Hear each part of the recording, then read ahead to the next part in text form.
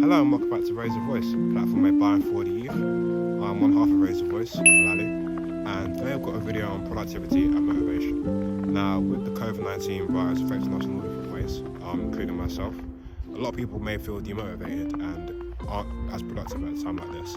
So we decided to bring people on to talk about and to ask some questions about demotivation and why you may feel that way. So I'm not going to waste your time any further, we're going to cut right to the discussion. And enjoy.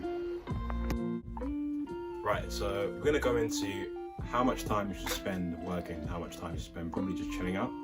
Now, this might change for different people because obviously it's subjective, but at a time like this, normally because it's January, you'd spend more time maybe revising towards a certain exam, towards your end of years, your midterms, your mocks.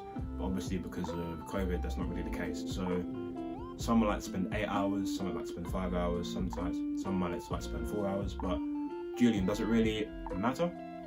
For me, I would say it does, because if you feel, I'll go into this later, but if you feel like you just do 30 minutes of revision or homework just for the sake of it, then you're not really doing homework. I mean, like, you have to feel like you're really doing it. So if you feel like, yeah, it's time for me to do work, and you just mash work for a good 2-3 hours, then that's good enough. Yeah, but how about, people who may feel like demotivated at a time like this, obviously, because the whole exam factor and exams being cancelled or not really being cancelled, or you have to do some sort of exam at the end of the year, but you don't really know what that's going to be. So how would that have a mental impact on you? Maybe you might do less work than you would do in a normal January period. Yeah, I mean, I guess it would be for everyone, because of course in school you have a routine, you have a certain lesson at a certain time, you have a certain break at a certain time, but at home you don't really have a routine unless you set one. So it's kind of hard to get into that flow, which I found in the last week as well. Like, it's been hard for me to get like my head down and do some work. But just trying to, like, for example, I said, like, motivate yourself. Be like, okay, I haven't done work during the week, but let me make a change. Let me sit down and do some work. Let me say like half an hour maybe. Like, if you feel like you want to do work for half an hour, that might stretch to 1 hour, because I think Sid might say that like half an hour will just fly by. It'll go to 2 hours. So I feel like even if you've sort of been demotivated before, you can still use that thought of like being demotivated to sort of motivate yourself to do work. Yeah, I get that makes sense. Yeah, and I feel like it's sort of it's a weird one, because it's a case of, obviously this virus has affected everyone in a different sort of way. Obviously, is it actually worth, or do you actually have to try and motivate yourself? At a time like this, maybe some people might be affected in different ways. Maybe some people don't have the virus, maybe their family members have it. Maybe it's a case where they just can't bring themselves to work. Is it absolutely necessary that you motivate yourself to do revision? It's not necessary that you try to motivate yourself. I feel like motivation is something that comes naturally, really. But like, for example, I like to do homework with my friends on FaceTime. So when I'm watching them doing homework, it just makes me feel like I want to do some work as well. What? So you'd recommend that? You recommend maybe doing work with people? Yeah. Because like at school, you normally sit next to someone doing some work. Yeah. I think that's true as well. I mean, I watch like the videos of just people studying for like hours. Yeah. And when you see someone else studying, it makes you want to study more. So I guess that's true. Yeah, but I guess that's what I was really just thinking. I was thinking, with exams coming up, maybe not on the horizon, but more further away, is it okay to just have a bit of that time to yourself, or have a bit of that time where maybe I should just not burn myself out trying to revise every single day, because I haven't really got that in me at the moment, because everything's happening around me. So do you think it's, I personally, I think it's not absolutely necessary, like you as well, but I just think that it can be different for people. So certain people can take maybe longer to get into the swing of things compared to other people. Whether that affects their grades, we'll see in the future, but I think that the virus affecting different people, affecting people's mindset, motivation, you shouldn't necessarily, the people who may be demotivated right now, you shouldn't necessarily think it's the end of the world. Just as long as you take that time to yourself, just gradually get going on, at least try and do your normal work, and then when the time comes, you're ready, you hit the ground running. Exactly. Well, Pierre, so how do you make the best of your time? Thanks, Pierre. So, how do I get the best out of my time? Well, I'm a nighttime worker, so I like to save all my work to the nighttime, and I like to be very, very organized. Why? Sorry, I was just interested. Sorry. Anyway, ignore him. I like to do all my work at night, and I like to have a notebook of setting my priorities. So top priority is the work I've got to do in the week and revision, and then so on and so on. So the less important stuff go at the bottom, but I make sure I sort of cross it off when I finish, so I know that I've sort of achieved something. That's how I make the best of my time. And the reason why I work at night is because for me, I feel like that's the best time for me to be like, I'm at optimum. Really. I'm trying to record a video here. Oh, I'm sorry, man. Sorry. I won't talk. Is that alright? Yeah. I'll just carry on. I won't talk. Yeah, carry on. Yeah, sorry. Yeah. But yeah, so as you can see here, let me just so do you want me to get up? Yeah. Do you mind just getting up?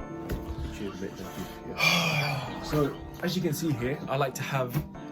Bro, you left the game. Bro, I didn't know you just told me to get up. I like to get the best of my time. Don't get mad at me. My time at the best. I mean, the guy, the game, game. Anyway, as you can, the game. Close that one. As you can see, I have a every sheet. So mind maps is the best way to go about for me. Coloured especially, and a lot of water. A lot of water is the best way to go. On a road, like make sure you make the best of your time and organise your time properly, because in the end, if you're not motivated to do something, you're not going to do it to its best of its ability. Say that's writing an essay, doing homework, or even practicing an instrument. Like if you're not going to do it, if you don't feel like doing it, then you're not going to do it well. Hey, so I am Siddhant of Sid, and I'm going to talk a bit about how you can stay motivated and what you can do in order to make sure you're on track to get good grades by the end of this year. I know it's quite tough because we don't have a specific goal in sight, but I want to talk about how we can sort of shift that mindset into still being able to stay productive and still being able to get some work done. So the first thing I'll talk about is a structure you can implement into your daily lifestyle, which will help you keep on track with the work you're doing. This is called the rule of 8. So you spend 8 hours doing your study, 8 hours just relaxing, and 8 hours sleeping. But the bottom line is you're obviously trying to maximize the amount of time you're spending at the desk studying. And this will vary depending on what you're trying to achieve. If you're achieving the top grades, you're probably going to have to spend some more time than if you just want to get by with a bare minimum. When it comes to actually sitting down at the desk and studying, there are a few different things you need to bear in mind. So first of all, I would say you have to plan out what you're going to do, and plan very specifically and carefully. You need to specifically plan what you're going to do. So for example, I would say, I'm going to do 30 minutes of this topic, I'm going to read the notes, and then I'm going to answer 15 questions on it. And by doing so, you hold yourself accountable to achieve specific things and specific tasks, almost like a checklist. And you need to make sure you're studying in the way that works best for you. Now, this is different for everybody. For me, it can vary, and I think one of the main things is being flexible. So one of the techniques I want to talk about is the Pomodoro technique, where you study for about 25 minutes and then take a 5-minute break. And after you repeat that around 4 times, you would take a longer break, around 15 to 25 minutes. Our attention spans aren't actually that high. After a certain amount of time, we slip in our attention to our work. And if obviously you're studying for 3 hours, but you're only really concentrating for 1 hour, you're better off just studying 20 minutes chunks and building those 3 hours up than going all in one go. But that said, I would say that sometimes you can achieve a state of flow. And you know when this happens, when time starts passing really quickly, or it feels that way. If you do manage to attain this state of flow, I would say just go with it. There's no point in having that 5-minute break that could potentially disrupt you. Scrolling on Instagram for 5 minutes might turn into an entire saga of social media usage, which you don't want. So here we have 2 people. We have Erwin and Eren. Now, one of these guys, as you can see, he's doing everything correct, and this guy, yeah, he's slacking. Let's have a look at some of these things. Firstly, we can see that Eren doesn't plan his day all week. This guy gets up and just does what he wants. And he thinks, maybe I'll do work today, maybe I won't. Erwin, on the other hand, he's on it. He plans every day carefully.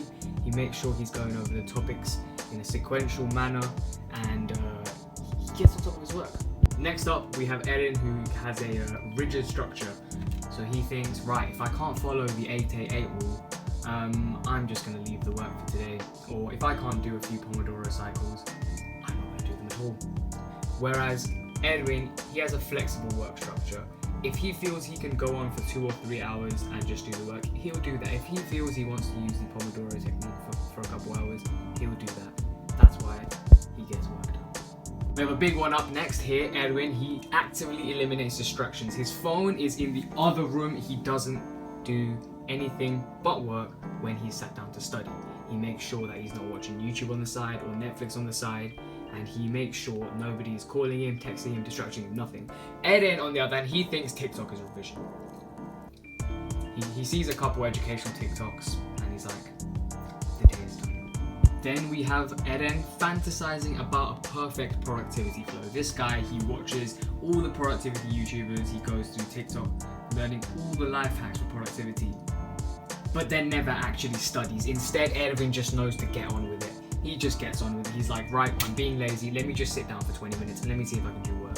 And in that process, he just thinks, I can just carry on. And then he goes on to achieve 12 A stars at A-level. Look at him. Finally, we have Eren, who's always feeling overwhelmed by the amount of work. Poor guy.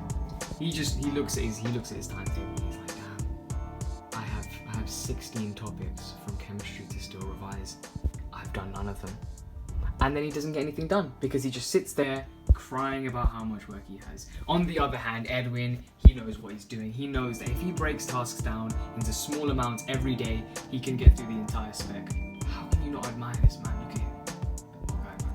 What guy. But from this case study, I'm sure you guys know which is the right way to go. And yeah, just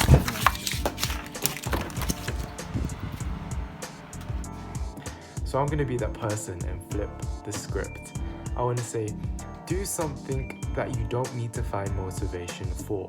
Things like drawing, singing, cooking, playing a certain sport, things that you enjoy. And I say it because when you do these things, you find yourself in the present moment.